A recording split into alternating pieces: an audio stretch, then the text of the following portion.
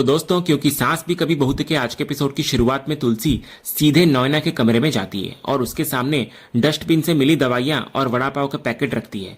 वो सीधे तौर पर पूछती है कि ये क्या है, तुमने दवा क्यों फेंकी और ये सब क्या खा रही हो। तो तुलसी के इस सीधे हमले से नॉयना एक पल के लिए घबराने लगती है, लेकिन वो तुरंत स्थिति को संभाल लेती है। वो नाटकीय अंदाज में कहती है, पकड़ी गई मैं, मेरा सच तुम्हारे सामने आ ही गया, धोखा दे रही थी मैं तुम्हें। वो आगे कहती है, यही सुनना चाहती हो ना तुम। ये कहकर वो खुद को एक ऐसी महिला के रूप में पेश करती है जिस पर कोई विश्वास नहीं करता, और कहती है कि अगर वो तुलसी की जगह होती तो वो भी खुद पर शक करती। यहां नॉयना रिवर्स साइकोलॉजी का इस्तेमाल कर रही है। वो खुद को दोषी मानकर तुलसी को असहज कर देती है ताकि तुलसी अपने सीधे सवालों से पीछे हट जाए और बचाव की मुद्रा में आ जाए। इसके बाद तुलसी कहने लगती है कि वो सिर्फ सच जानना चाहती है। तो नॉयना अपना सबसे बड़ा भावनात्मक दाव चलती है। वो कहती है कि मैं मर रही हूं, गिनती के 4 दिन बचे हैं। वो एक मरते हुए इंसान की आखिरी इच्छा का वास्ता देती है और कहती है कि वो अपनी बची हुई जिंदगी उबला हुआ खाना खाकर और परहेज करके नहीं, बल्कि एक सामान्य जीवन जीकर बिताना चाहती है। वो कहती है कि उसने दवाइयां खानी बंद कर दी है क्योंकि उनसे उसकी जिंदगी लंबी नहीं हो जाएगी, और वो वैसे भी ज्यादा जीना नहीं चाहती क्योंकि वो मिहिर और बाकी परिवार के लिए एक टॉर्चर है। ये कहकर वो रोने का नाटक करती है। तभी सुच्चू भी इस नाटक में उसका साथ देती हुई नजर आती है और कहती है तुलसी को कि उसकी बहन के लिए अब क्वांटिटी ऑफ लाइफ से ज्यादा क्वालिटी ऑफ लाइफ मायने रखती है। तभी नॉयना के इस भावनात्मक प्रदर्शन के बाद, जिसमें वो खुद को एक मरती हुई, असहाय और गलत समझी हुई महिला के रूप में पेश करती है, वो तुलसी से कहती है कि अगर वो उसे अभी जाने के लिए कहेगी तो वो चली जाएगी। वो कहती है कि वो बस ये चाहती है कि तुलसी उसको गलत ना समझे। वो ये भी कहती है कि तुलसी ने उसके साथ इतना कुछ बुरा होने के बावजूद जो कुछ भी किया है वो उसके ऊपर एक एहसान है, और वो तुलसी के साथ कुछ गलत करने के बारे में सोच भी नहीं सकती। तो नॉयना के ये शब्द और उसके आंसू तुलसी पर गहरा असर करते हैं। तुलसी का शक पूरी तरह से खत्म हो जाता है और वो एक बार फिर नॉयना पर विश्वास कर लेती है। वो कहती है कि इस समय उन सबका ध्यान सिर्फ नॉयना की तबीयत पर है। हालांकि तुलसी सुच्चू को समझाती है और कहती है कि अगर सुच्चू को अपनी बहन के लिए क्वालिटी ऑफ लाइफ पर ध्यान देना है तो उसका दवा खाना बहुत जरूरी है। इसके बाद तुलसी नॉयना से कहती है कि उसकी तबीयत अभी अच्छी नहीं है और अगर उसे अपने बचे हुए दिन ढंग से जीने हैं तो उसको दवा खाना ही पड़ेगा। फिर अंत में तुलसी सुच्चू को यह जिम्मेदारी सौंपती है कि वो सुनिश्चित करे कि नॉयना टाइम पर दवा खाए और वड़ा पाव जैसी ऊल जलूल चीजें बिल्कुल न खाए। फिर तुलसी नॉयना को आराम करने को कहकर वहां से चली जाती है। इधर तुलसी के जाने के बाद सुच्चू राहत की सांस लेती है और नॉयना से कहती है कि उसने स्थिति को बहुत अच्छे से संभाला। वो कहती है कि एक पल के लिए तो उसकी सांस ही अटक गई थी। जब सुच्चू पूछती है कि क्या उसे लगता है कि तुलसी उसकी कहानी मान जाएगी, तो नॉयना पूरे कॉन्फिडेंस से जवाब देती है कि वो जरूर मान जाएगी। वो कहती है कि तुलसी बहुत इमोशनल है। जब वो अपने पति से उसकी शादी करवा रही है तो ये बात भी मान ही जाएगी। उसका एकमात्र लक्ष्य अब बस अपनी शादी करवाना है। अगले सीन में मिहिर अपनी बेटी परी से बात कर रहा होता है। उसकी आवाज में एक गहरी उदासी और बेबसी होती है। वो कहता है कि वो जानता है कि वो ये शादी सिर्फ तुलसी के कहने पर कर रहा है और वो तुलसी के लिए कुछ भी कर सकता है, लेकिन इसके बावजूद उसके अंदर एक अजीब सी बेचैनी है। वो कहता है कि जैसे जैसे शादी का समय नजदीक आ रहा है उसका सांस लेना भी मुश्किल हो रहा है। उसे ऐसा महसूस हो रहा है जैसे वो अपनी जिंदगी की सबसे बड़ी गलती करने जा रहा है। तो परी इधर अपने पिता के इस दर्द को बहुत गहराई से समझती है। वो उसको दिलासा देते हुए कहती है कि ऐसा लगना स्वाभाविक है। वो कहती है कि प्यार की शादी और मजबूरी की शादी में यही फर्क होता है। जब आप उस इंसान के साथ जिंदगी भर का रिश्ता निभाने जा रहे हो जिससे आप प्यार नहीं करते, तो ऐसा महसूस होना लाजमी है।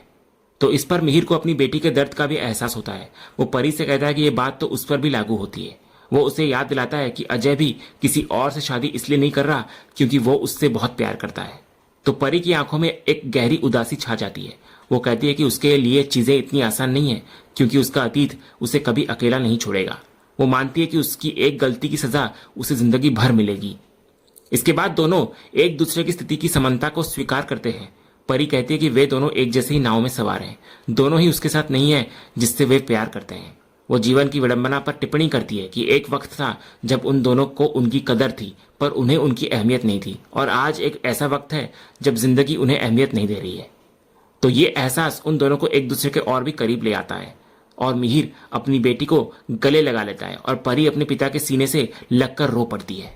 वहीं दूसरी तरफ नॉयना अपने कमरे में होती है। वो बहुत ही चालाकी से वहां बैठी नर्स को ये कहकर बाहर भेजती है कि उसने अभी तक खाना नहीं खाया है, इसलिए वो जाकर खाना खाकर आ जाए। तो नर्स के जाते ही उसे अस्पताल से एक फोन आता है।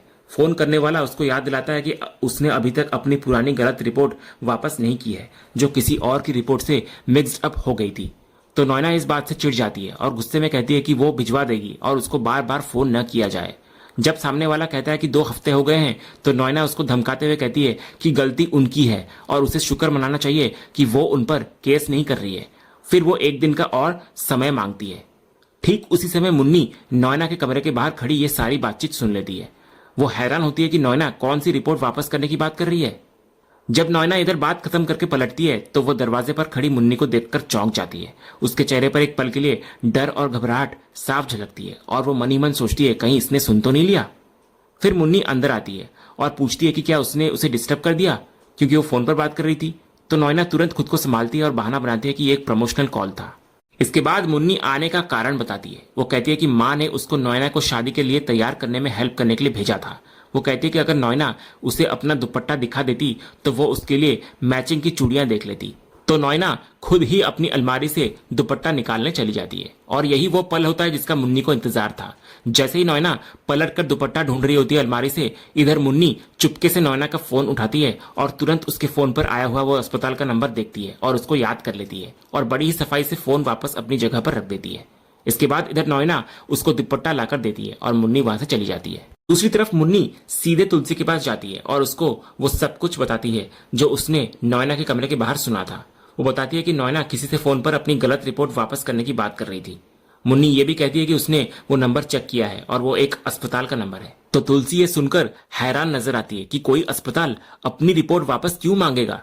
लेकिन मुन्नी का खुलासा यहीं खत्म नहीं होता। वो एक और सबसे बड़ा सुराग सामने रखती है। वो कहती है कि माँ, आपको जो फोन आया था वो उसी लोकेशन से आया था जहां पर सुचित्रा जी गई थी। मुन्नी कहती है कि यह सब कोई इत्तेफाक नहीं हो सकता और नॉयना उनसे कुछ बहुत बड़ा छिपा रही है। तो मुन्नी की बातें सुनकर तुलसी को तुरंत डस्टबिन में मिली दवाइयां वाला किस्सा याद आने लगता है। अब उसे नॉयना की मैं जीना नहीं चाहती वाली कहानी पर भी शक होने लगता है। उसको एहसास हो जाता है कि कुछ बहुत बड़ी गड़बड़ है। इसके बाद तुलसी तुरंत एक प्लान बनाती है। वो मुन्नी से कहती है कि वो नॉयना और सच्चू दोनों को शादी की तैयारी के बहाने टीवी रूम में ले आए। इसका मकसद ये होता है कि तुलसी को नॉयना का कमरा खाली मिले ताकि वो वहां जाकर खुद जांच कर सके। जब मुन्नी पूछती है कि शाम को तो शादी है, तो तुलसी दृढ़ता से कहती है कि इसलिए वो चाहती है कि सच जल्द से जल्द सामने आए। वो कहती है कि मैं देखती हूँ कि माजरा क्या है। तो मुन्नी तुलसी के प्लान के लिए तैयार हो जाती है। उसके जाने के बाद तुलसी अकेले में सोच में डूब जाती है। वो सारे सुरागों को एक साथ जोड़ती है, जैसे कि नॉयना का दवाइयां फेंकना, अस्पताल का रिपोर्ट वापस मांगना और अब ये नया खुलासा। दूसरी तरफ मुन्नी नॉयना और सच्चू दोनों को शादी की तैयारी के बहाने टीवी रूम में ले आती है। वो बहाना बनाती है कि नॉयना के कमरे का माहौल अस्पताल जैसा है, इसलिए वो उसे यहाँ ले आई। तभी मिहिर भी वहीं पर होता है। तो नॉयना मिहिर से एक भावनात्मक बातचीत करने की कोशिश करती है, लेकिन अचानक उसका पैर कारपेट में फंस जाता है और वो लड़खड़ा जाती है और इसी लड़खड़ाहट में उसकी कमर में छिपा हुआ नकली खून का कैप्सूल जमीन पर गिर जाता है। लेकिन नॉयना को इस बात का पता नहीं चलता। वो मिहिर को फिर रोक कर कहती है कि वो जानती है कि वो उससे नफरत करता है, लेकिन कम से कम अपनी पुरानी दोस्ती के नाते वो इतना पराया ना बने। तो इस पर मिहिर एक बहुत ही भावुक बात कहता है कि तुलसी ने उससे नफरत करने का हक भी छीन लिया है और वो तुलसी से इतना प्यार करता है कि उसने ये हक दे भी दिया। अब उसके पास नॉयना को देने के लिए नफरत भी नहीं है, सिर्फ दुआएं हैं। ये कहकर जब मिहिर जाने लगता है तो उसका पैर अनजाने में उसी गिरे हुए कैप्सूल पर पड़ जाता है। कैप्सूल फट जाता है और उसका लाल रंग फर्श पर फैल जाता है। परी ये देखकर चिल्लाती है कि ये खून कैसे। ये देखते ही नॉयना के चेहरे पर खौफ और घबराहट साफ झलकने लगती है। दूसरी तरफ तुलसी नॉयना के कमरे की तलाशी ले रही होती है। वो भगवान से माफी मांगती है कि उसे कदम उठाना पड़ रहा है। उसे अलमारी से फिर एक रिपोर्ट मिलती है, जिसे इंटरनेट पर चेक करने पर पता चलता है कि नॉयना को कैंसर है। तो एक पल के लिए तुलसी को लगता है कि उसने नॉयना पर शक करके गलती कर दी। लेकिन जब वो नॉयना का बिस्तर ठीक कर रही होती है तो उसे बिस्तर के नीचे से एक और रिपोर्ट मिलती है। ये देखकर वो हैरान हो जाती है। जब वो उस रिपोर्ट को देखती है तो उसमें पेप्टिक अल्सर लिखा होता है। तो अब तुलसी पूरी तरह से उलझन में पड़ जाती है। उसके सामने 2 अलग अलग रिपोर्ट होती है, एक में कैंसर और दूसरे में अल्सर। वो समझ नहीं पाती कि आखिर नॉयना को हुआ क्या है। उधर दूसरी तरफ जब मिहिर वापस आकर फर्श पर फैले लाल रंग को देखता है तो वो हैरान होकर पूछता है कि ये खून कहां से आया। तो ये सवाल सुनते ही नॉयना डर जाती है। उसको एहसास हो जाता है कि उसकी एक छोटी सी भूल ने उसे एक बहुत बड़ी मुसीबत में डाल दिया है। वो तुरंत बिना एक पल गवाए हड़बड़ी में कपड़ा लेकर जमीन पर फैले उस लाल रंग को साफ करने लगती है। वो अपनी घबराहट को छिपाने की कोशिश करते हुए एक झूठा बहाना भी बनाती है। वो कहती है कि उसकी खांसी बहुत ज्यादा बढ़ गई है, इसलिए कभी कभी ऐसा हो जाता है। इसी अफरा तफरी और सफाई करने के नाटक के बीच वो बड़ी चालाकी से मौका देखकर चुपके से उस फटे हुए कैप्सूल के बचे हुए टुकड़े को भी उठा लेती है ताकि कोई सबूत बाकी न रहे। इधर मुन्नी जो इस पूरी स्थिति को समझ रही होती है तुरंत मामले को संभालती है। वो मिहिर से कहती है कि वो वहां से जाए, वे लोग देख लेंगे। तो मिहिर के जाने के बाद वो नैना को शादी के लिए तैयार करने के लिए बिठाती है। इसके बाद मुन्नी एक और बहाना बनाकर परी को भी वहां से हटाने की कोशिश करती है। वो परी से कहती है कि उसने छोटू को एक बड़ा आईना लाने के लिए कहा है, तो क्या वो जाकर देख लेगी। वो ये भी कहती है कि परी मेकअप में उससे बेहतर है, इसलिए वो भी हेल्प कर दे। तो परी उसकी बात मानकर सामान लेने चली जाती है। दूसरी तरफ नैना के कमरे में तुलसी उन दो अलग अलग रिपोर्टों को देखकर गहरे सोच में डूबी हुई होती है। वो दोनों रिपोर्टों का विश्लेषण करती है। पहली रिपोर्ट जो 1 महीने पुरानी है और उसमें कैंसर लिखा है और उस पर डॉक्टर गिरीश के साइन है, और दूसरी रिपोर्ट जो सिर्फ 6 दिन पुरानी है और उसमें पेप्टिक अल्सर लिखा है और उस पर डॉक्टर अविनाश के साइन है। तो ये सारी बातें तुलसी को पूरी तरह से उलझा देती है। वो सोचती है कि एक ही अस्पताल में 2 अलग अलग डॉक्टर 2 अलग अलग रिपोर्ट क्यों दे रहे हैं, और अगर नैना ने दूसरा ओपिनियन लिया भी तो उसने अल्सर वाली रिपोर्ट को सबसे क्यों छुपाया।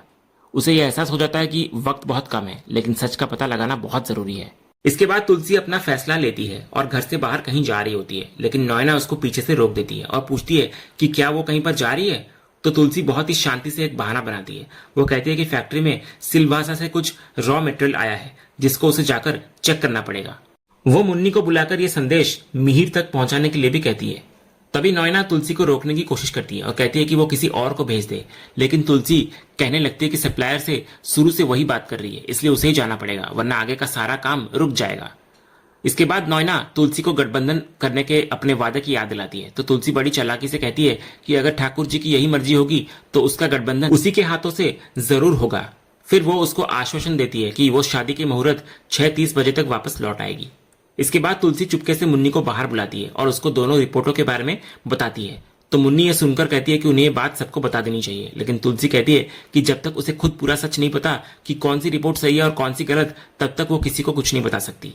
फिर अंत में तुलसी अपना अंतिम और सबसे निर्णायक फैसला सुनाती है। वो कहती है, इसीलिए तो अस्पताल जा रही हूँ, ये पता करने कि ये 2 रिपोर्ट्स क्यों हैं और इन दोनों में सच क्या है। और इसी दृढ़ संकल्प और एक गहरे रहस्य के साथ जहां तुलसी अब खुद सच का पर्दाफाश करने के लिए निकल पड़ी है, आज का ये एपिसोड यहीं पर समाप्त होता है। तो दोस्तों, आपको आज का ये एपिसोड और इसका अपडेट कैसा लगा, अपनी राय हमें कमेंट बॉक्स में जरूर बताएं।